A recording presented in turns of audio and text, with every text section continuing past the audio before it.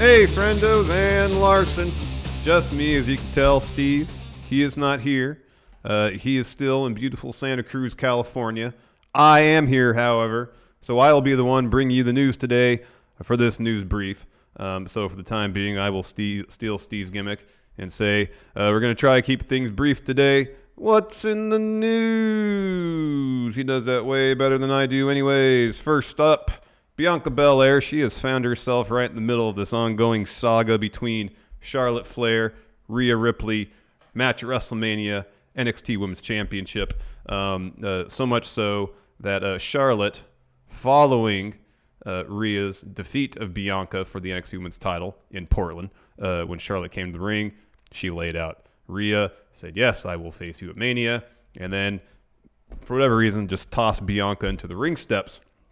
And I think this continued involvement in this feud for Bianca has given people hope, or at least fed some speculation that maybe she will be in the match at Mania, make the one-on-one match a triple threat match. So Sportskeeda's Gary Cassidy recently asked Rhea about the possibility of that very thing happening, to which Rhea responded, quote, if they add Bianca Belair to it, I honestly don't mind.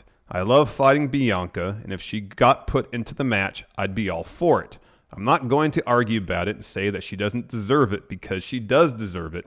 She deserves her WrestleMania moment, and if she gets added to it, I'm not going to complain. I, for one, think that Bianca being added to this match would be spectacular. She's a spectacular talent, as is Rhea, as is Charlotte. And if you could find a way to showcase more of the amazing women talent in NXT on a large platform, by all means, please, yes, do it. And they could have started setting this whole thing up, going as far back as the Rumble, when Bianca had a dominant performance, I believe eliminating 8 competitors. She's found herself involved in the storyline almost from the beginning.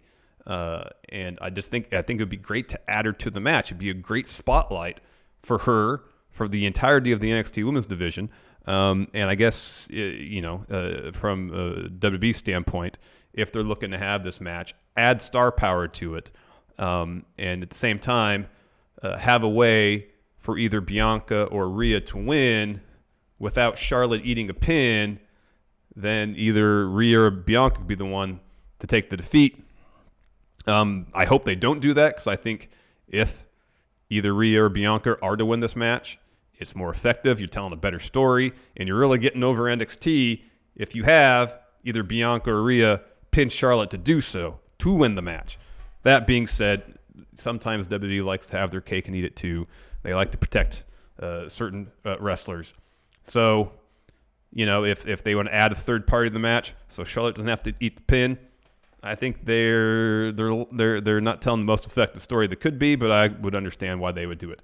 Nonetheless, I think Bianca being in the match would be great. She's spectacular. I don't know what her odds of winning would be.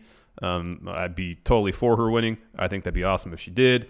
Nonetheless, being in that match, being involved, would be huge for her, and I think it would really add a lot to the match and the story being told at WrestleMania.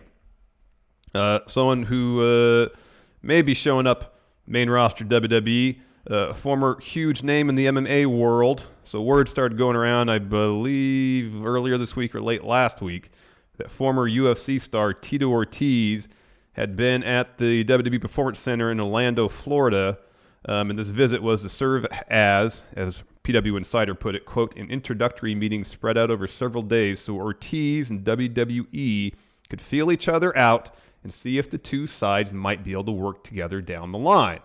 So I don't know if ESPN reached out to WWE or vice versa, but WWE apparently confirmed to ESPN's Mark Ramadi that this was indeed the case, with Ramadi reporting, quote, UFC Hall of Famer Tito Ortiz trained at the WWE Performance Center in Orlando last week, WWE confirmed with ESPN. So I'm not that well versed in the MMA world or UFC. I've watched stuff here and there. I'm not at all familiar with Tito Ortiz's work in the UFC. I am aware of his name. I think he wrestled in Impact for a little bit. I read that he's like 45 or 46 years old. My understanding that he is past his prime in the world of MMA. I would speculate that he is past his peak of mainstream notoriety.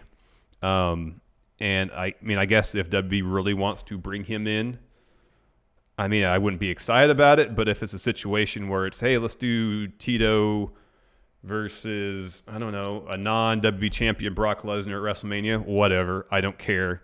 I just don't necessarily see what he's going to add to the product. It's not like he's going to bring a ton of mainstream eyeballs to a WrestleMania if he's involved, because I don't think his name carries the weight it did probably 10 or 15 years ago when he was, a UFC champion. I just don't think people are going to be that drawn to the name because he's there. I don't know how many more eyeballs he brought to Impact when he was there, if any. And I'm guessing making the transition from the world of MMA to pro wrestling is probably easier than making the transition from any other sports endeavors to WWE. That being said, he's in his mid-40s. There's a lot of mileage on him because he's been fighting for a very long time. I don't know. I don't really see what he brings to the product. They got so many other really talented guys, men and women, on the roster who aren't getting enough TV time as is. And I'd much rather see WWE invest the time and energy to push the really talented men and women on the roster now, as opposed to bringing in another name in hopes of getting more mainstream attention to get some more mainstream eyeballs in the product, because I don't really think at the end of the day it's going to work. Like we saw with Cain Velasquez, who is younger and probably more ready to slide into the world of pro wrestling. And I don't really feel like his name carried a whole lot of impact when he showed up on the first episode of SmackDown. So, I don't know. I'd much rather see WWE focus on building new stars, pushing the talent they have on the roster currently. Speaking of pushing new stars, Impact seems all about that, and they just signed themselves a pretty huge name off the independent circuit. So Impact announced yesterday they signed up-and-coming indie star Chris Bay to a deal. I believe Bay has worked some Impact dates, as well as making one appearance on 205 Live late last year. I'm not super familiar with Chris Bay's work. I know of him. I believe he wrestled some for Best of the West here in California.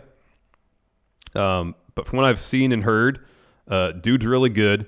He's young. I think he's 24. And these are the type of signings that Impact has been doing. And it's going to, assuming they can keep things going on a creative standpoint, and assuming enough people can watch their product, if signings like this is going to do Impact a lot of good. I believe Cody said in his media call for Dynamite this week that Chris Bay was a name that he was paying attention to. So it was really smart of Impact to go sign him to a deal, and hopefully he'll be a huge star for them, because from my understanding, dude's got a ton of talent. The sky's the limit for him. Final bit of news, and probably the one I'm most excited about, AAA. Most fun wrestling promotion in the entire world, as far as I'm aware of.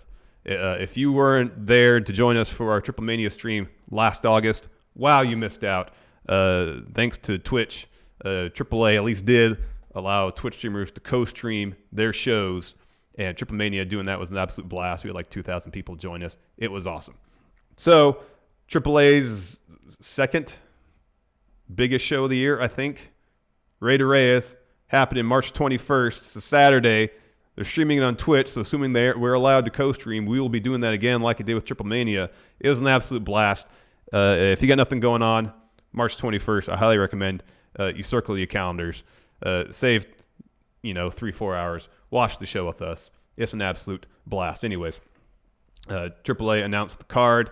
I'll go through some highlights here. I'm guessing this is the main event because it's listed first. You got Psycho Clown, Monster Clown, and Murder Clown.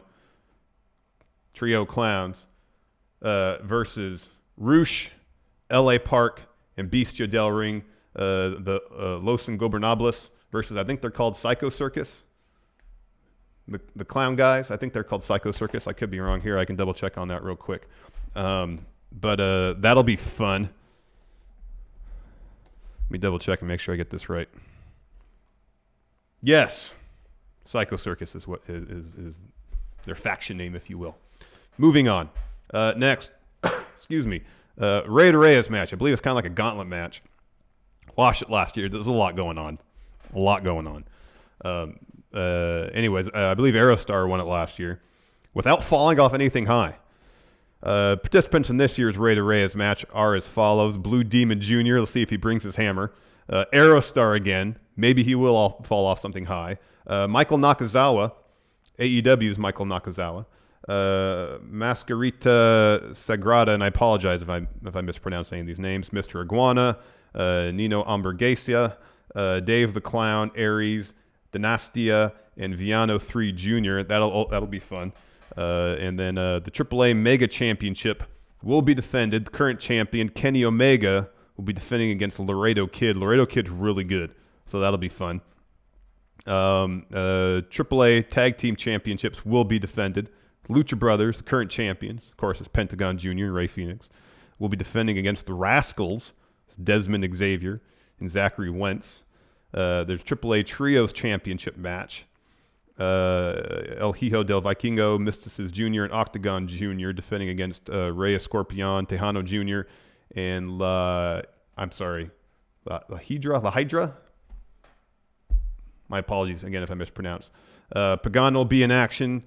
Chessman as well. Superfly, hopefully he doesn't bust his head open again.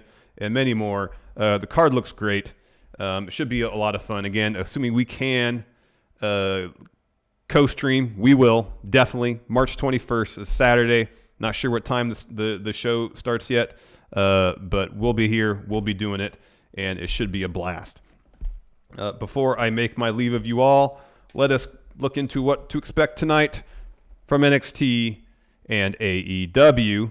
First, AEW, stacked show, likely main event, steel cage bout, first in AEW history between Cody and Wardlow. Of course, MJF likely get involved. Maybe Arn Anderson too. Maybe we'll see a spine buster. That'll be fun.